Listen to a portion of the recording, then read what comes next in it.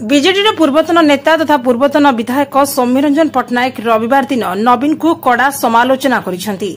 Social media platform X रे से नवीन को चुप शैतान बोली विद्रूप करी सस्मित समर्थन प्रसंग में तांको नीरवता को निशाना करिसेंती। सौम्यरंजन लिखिसेंती, सप्ताहरु अधिक समय धरी ओडिशा बाहर रही दूररू राज्य को देखिबा परे अनेक कथा मने पड़ुछि।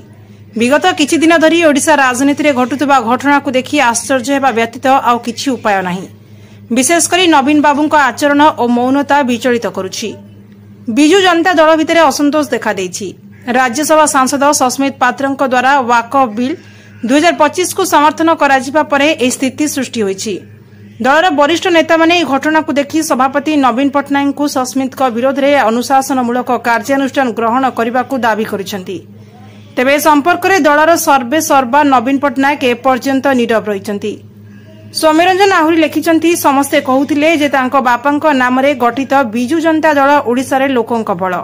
आज कोन होईछि जे एते किछि घटुछि, किंतु से मौन होई बसिसेंती। बीजेडीर सही शक्ति केउंठी हजिकला जे एक दृढ़ निष्पत्ति नेबाकू अक्षम होई पड़िछि।